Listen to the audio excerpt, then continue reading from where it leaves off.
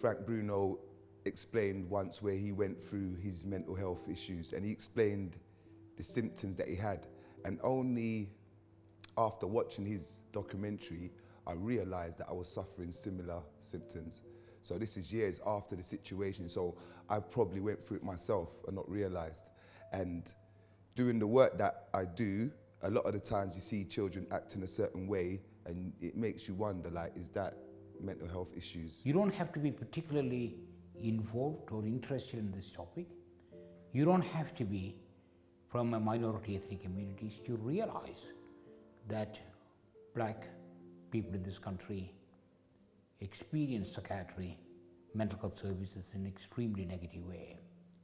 For me personally, I didn't know that I had a mental health problem. I had absolutely no clue. Many years ago, one of our members, her son was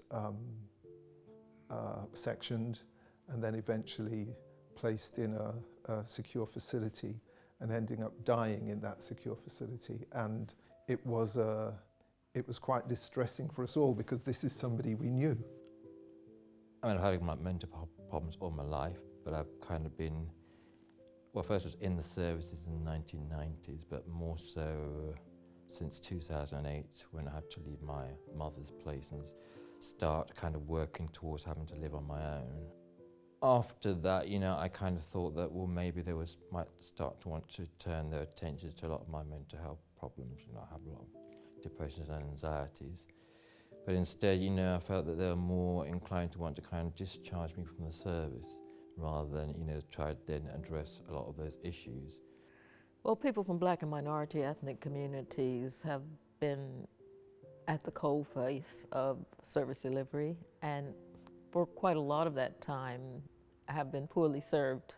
Even now with, as we're going through this pandemic, COVID and all, we have many people who suffer fear, anxiety.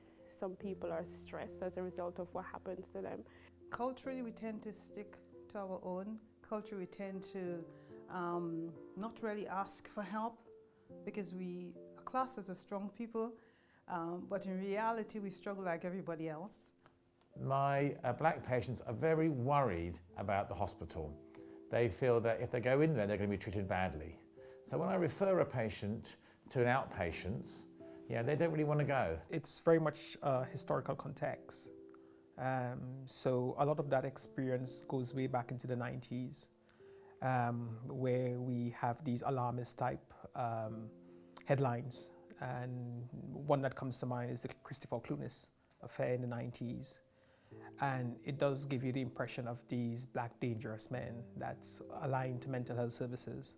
My organization is 60 years old, and I can tell you, I've been watching the journey of the New Testament Assembly and the people that worship here at the church, listen to their stories, and I can tell you that some of the same challenges that they were facing back then when it comes to racism still exist today. And it's not just about the clients and the number of black or ethnic minority groups that actually access the service.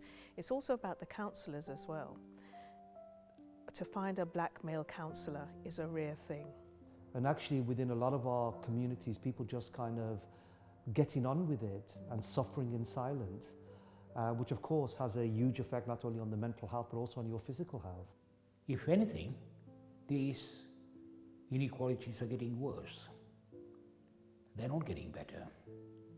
There have been several efforts to try and address these problems, but none of those efforts has resulted in substantial changes.